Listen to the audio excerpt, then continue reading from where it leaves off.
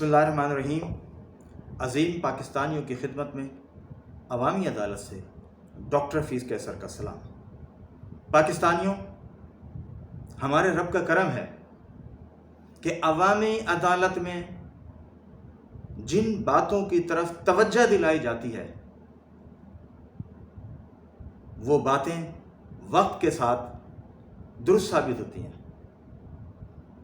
آپ کو یاد ہوگا کہ G20 کانفرنس کے فیصلوں کی روشنی میں عوامی عدالت میں کہا گیا تھا کہ یہ گریٹر اسرائیل منصوبے کا حصہ ہے۔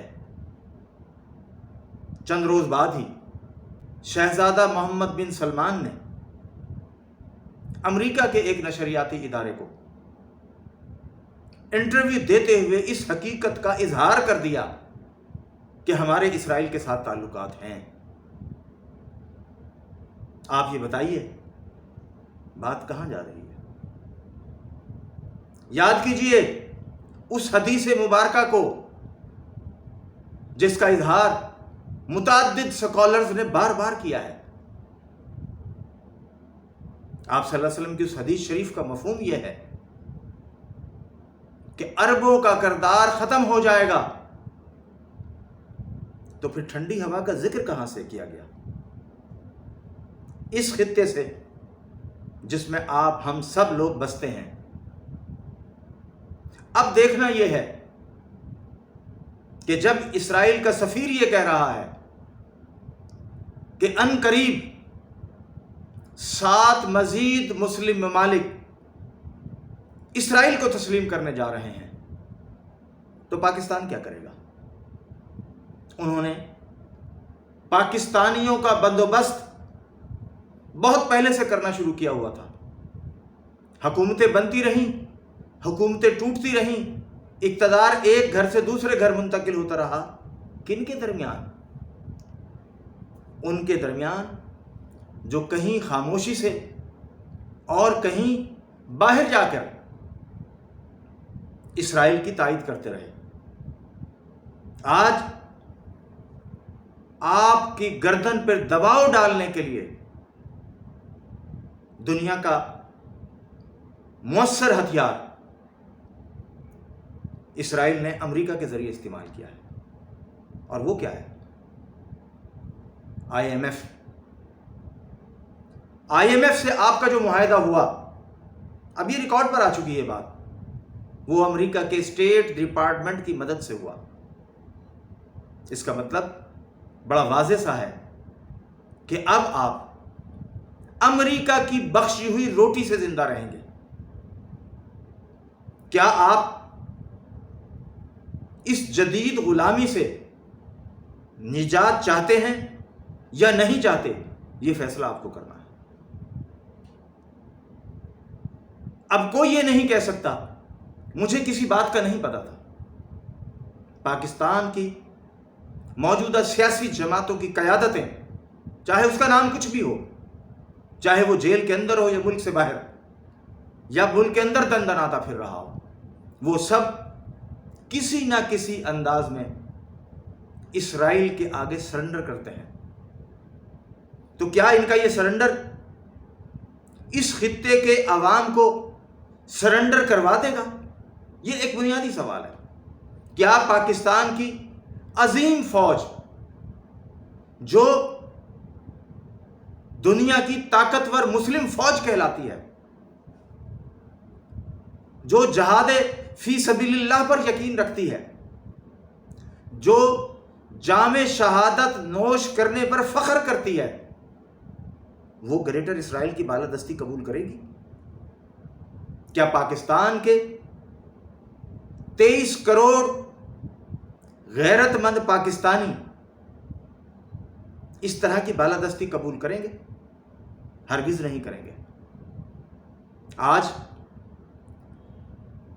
کیسے سہانے خواب نواز شریف دیکھ رہا ہے اور کیسے دعوے کر رہا ہے۔ آپ کو معلوم ہوگا کہ نواز شریف اپنے حلقوں میں یہ دعویٰ کرتے ہیں کہ جنرل عاصم منیر صاحب کو آرمی چیف میں نے بنایا ہے۔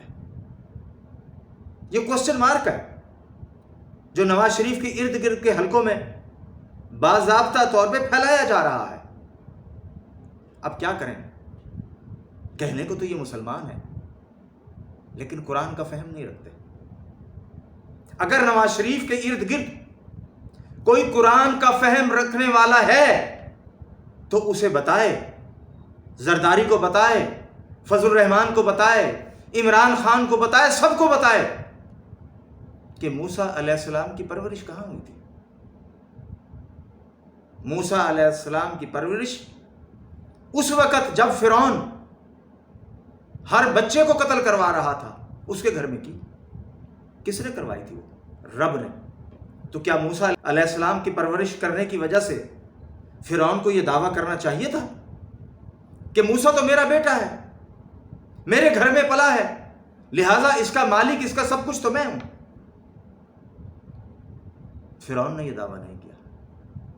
نواز شریف صاحب یہ دعویٰ کر رہے ہیں کہ جنرل حافظ عاصم منیر صاحب میری پروڈکٹ ہے۔ یہ رب کا انتخاب ہے، اور رب کا انتخاب ہے تو ہم دیکھ رہے ہیں کہ آہستہ آہستہ کرپشن کے خلاف، ذخیرہ اندوزوں کے خلاف سرگرمی تیز کر دی گئی ہے۔ کہاں تک ڈالر پہنچا تھا، کہاں تک مہنگائی پہنچی تھی، آہستہ آہستہ آہستہ آہستہ واپس آنا شروع ہو گئی۔ تو لہذا نواز شریف بے وقوفوں کی دنیا میں رہتے ہیں، احمقوں کی جنت سجائے ہوئے ہیں۔ آرمی چیف انہوں نے نہیں بنایا، آرمی چیف کو یہ مقام، یہ منصب رب کی طرف سے ملا ہے۔ اب دیکھنا یہ ہے کہ آرمی چیف اور ان کی ٹیم اپنی ذمہ داری کو کس طرح نبھاتی ہے۔ یہی کچھ سپریم کورٹ میں ہوا ہے۔ سپریم کورٹ میں تاریخ کا پہلا بڑا واقعہ آپ سب نے ٹی وی پہ دیکھا، اوپن کورٹ لگائی، فائز عیسیٰ صاحب اٹھتے بیٹھتے اپنے والد کی تاریخ دہراتے ہیں کہ میرے والد قائد اعظم محمد علی جناح کے ساتھی تھے۔ تو پھر ان کی ذمہ داری تو دگنی ہو گئی ہے، صرف چیف کی حد تک نہیں ہے، وہ اس قبیلے کے فرد ہیں جو پاکستان کے بنانے کے حامی تھے، جنہوں نے اپنا وزن قائد اعظم کے پلڑے میں ڈالا تھا۔ تو چیف صاحب، قاضی صاحب، آپ دونوں کو اپنا فرض پورا کرنا ہے۔ یہ روایتی عہدے نہیں ہیں آپ کو جو ملے ہیں۔ قاضی فائز صاحب، پاکستان کی عوام، پاکستان کے لٹیرے سیاستدانوں اور حکمرانوں کی وجہ سے غربت کا شکار ہوئی ہے۔ آج جو آئی ایم ایف ہماری گردن مروڑ رہا ہے، اس کا سبب وہ کرپٹ لوگ ہیں جنہوں نے قومی وسائل لوٹے۔ آئین کی بات کافی نہیں ہے جب آپ یہ کہتے ہیں اوپن کورٹ میں کہ پاکستانی قوم ہمیں تنخواہ اور مراد دیتی ہے، تو پھر آپ جواب دیں کس کے سامنے ہیں؟ پاکستانی قوم کے۔ آرمی چیف جواب دے کس کے سامنے ہیں؟ پاکستانی قوم کے۔ تو قاضی صاحب، جب آپ یہ سمجھتے ہیں اور پورے شعور کے ساتھ یہ سمجھتے ہیں کہ سپریم کورٹ کے تمام ججز اور پوری عدلیہ کی مراد، تنخواہیں، سب کچھ پاکستانی قوم دے رہی ہے، تو قوم کا تقاضا کیا ہے؟ قوم کا تقاضا صرف ایک ہے کہ ہمیں لوٹ مار کرنے والے سیاستدانوں کے عتاب سے بچائیں اور لوٹی ہوئی دولت واپس لائیں۔ کیا نواز شریف کے پاس، زرداری کے پاس اور بہت سارے لوگوں کے پاس یہ دولت اقتدار میں آنے سے پہلے تھی؟ نہیں تھی۔ اثاثوں کا ریکارڈ، ٹریولنگ کا ریکارڈ، بینکوں کا ریکارڈ، سارا کچھ تو گواہ ہے۔ اب آپ یہ کہیں کہ چونکہ وکلاء یہ ثابت نہیں کر پا رہے، وکلاء ثابت کچھ بھی نہیں کر سکیں گے۔ ہمارے عدالتی نظام میں خامیاں ہیں، اور خامیاں اتنی زیادہ ہیں کہ آج تک کسی طاقتور کو سزا نہیں ہو سکی۔ ان خامیوں کو دور کرنا ہے۔ پاکستان کی سلامتی، استحکام اس وقت سب سے اہم ہو گیا ہے۔ جو آئین کی رٹ لگائی جا رہی ہے صرف الیکشن کی حد تک، یہ درست ہے؟ درست نہیں ہے۔ آپ نے بڑی اچھی بات کی ہے کہ ہم رب کے آگے جواب دیں ہیں، اور آئین کا اسٹارٹ کہاں سے ہوتا ہے؟ آئین کی پہلی 40 شکیں کیا کہتی ہیں؟ انسانوں کے حقوق۔ انسان روٹی کے لیے ترس رہے ہیں، عزت دار لوگ منہ چھپائے پھر رہے ہیں، ان کا کوئی پرسان حال نہیں، تو ان کی مدد کریں آپ، یہ آپ کا فرض ہے، اور آپ دونوں صاحبان کا دگنا فرض ہے۔ آرمی چیف کے والد ایک شریف النفس استاد محترم تھے، تو ان کی ذمہ داری دگنی ہو گئی ہے۔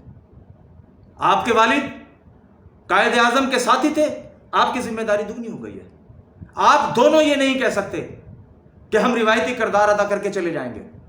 جانا تو سب نے ہے، آپ سے پہلے بھی جج آئے اور چلے گئے، آپ سے پہلے بھی چیف آئے اور چلے گئے، لیکن تاریخ لکھنے کا یہ وقت ہے۔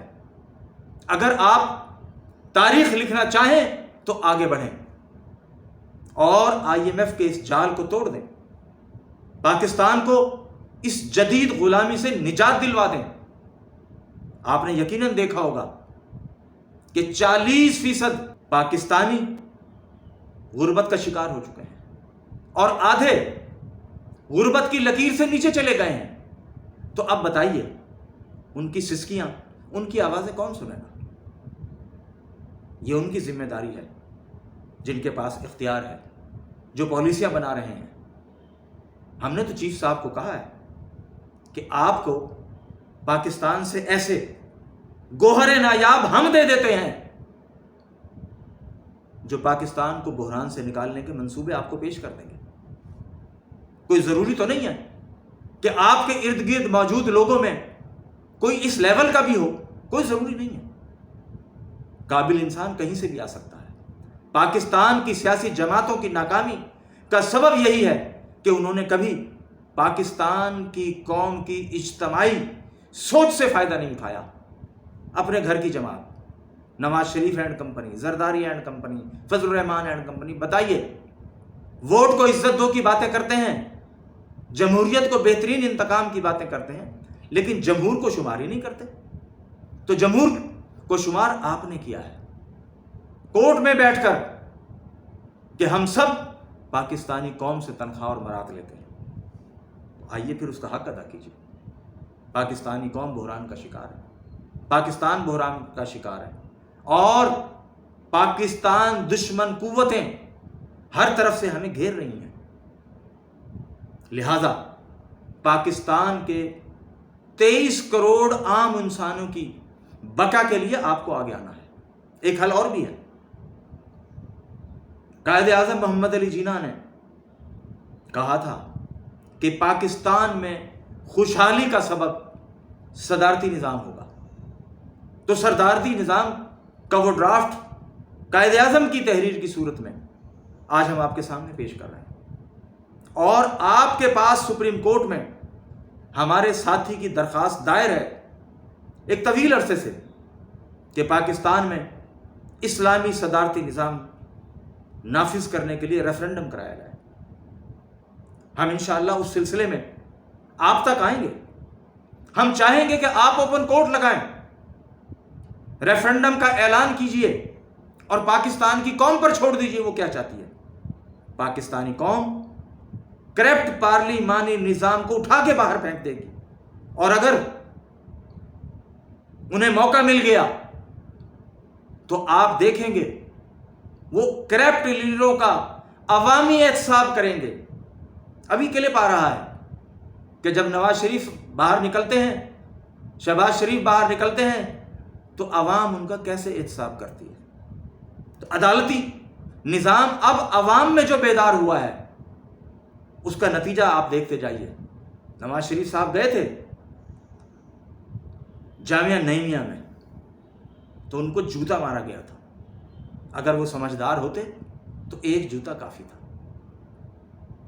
یہیں سے وہ رجوع کر لیتے، اور وہ کہتے آج کے بعد میں لوٹ مار نہیں کروں گا، اس قوم کی خدمت کروں گا۔ لیکن انہوں نے یہ راستہ اختیار نہیں کیا، پارلیمنٹ میں کھڑے ہو کے جھوٹ بولتے رہے اور اثاثوں پہ اثاثے بناتے رہے۔ ان سب کے اثاثے اتنے زیادہ ہیں کہ جتنا پاکستان کا قرض بھی نہیں ہے۔ تو اس وقت آپ دونوں صاحبان، آرمی چیف اور چیف جسٹس صاحب، اس ملک کے لیے سر جوڑیں، اس قوم کے لیے سر جوڑیں، ورنہ آپ دونوں صاحبان قرآن کی آیتیں بہت استعمال کرتے ہیں۔ جو کام آپ کے ذمے رب نے لگایا ہے وہ آپ نہیں کریں گے تو پھر کیا ہوگا؟ پھر قرآن کا وہ فیصلہ آپ کے سامنے ہم لا رہے ہیں جو آ سکتا ہے کہ جب ایک قوم اپنا فرض پورا نہیں کرتی تو پھر اس کی جگہ دوسری قوم لے لیتی ہے۔ کہیں ایسا نہ ہو کہ فیصلہ کن مارکا جس کی بابت واضح رہنمائی موجود ہے اس کے لیے کوئی اور قوم کو اللہ تعالیٰ یہ ٹاسک دے دے اور پھر آپ ہم سب ان کی قیادت میں یہ کام کریں، تو کیا بہتر نہیں کہ ہم سب مل کے اپنے ملک کی قیادت کے ساتھ اس جنگ کو لڑیں؟ کیونکہ اسرائیل کے پالیسی ساز تیسری عالمگیر جنگ کے لیے پورا ماحول بنا رہے ہیں اور پاکستان کی فوج ان کے ٹارگٹ پر ہے، پاکستان کی ایٹمی صلاحیت ان کے ٹارگٹ پر ہے۔ وہ آپ کی فوج کو اپنی غلامی میں لینا چاہتے ہیں اور کرائے کی فوج بنانا چاہتے ہیں۔ وہ آپ کی ایٹمی صلاحیتوں کو ختم کر کے آپ کو ایک دفعہ پھر ایسٹ انڈیا کمپنی کی طرز پر اپنے پنجوں کے نیچے دبانا چاہتے ہیں۔ کیا ہم دب سکتے ہیں؟ کیا ہمیں دبایا جا سکتا ہے؟ ہمارا تو ایمان یہ کہتا ہے کہ اگر آپ لوگوں نے اپنے حصے کا کام نہ کیا تو پھر پاکستان کے 23 کروڑ عوام اٹھے گی اور انشاءاللہ اٹھے گی اور پھر وہ فریضہ ادا کرے گی جس کے لیے یہ ملک وجود میں آیا تھا۔ آپ سب شکریہ۔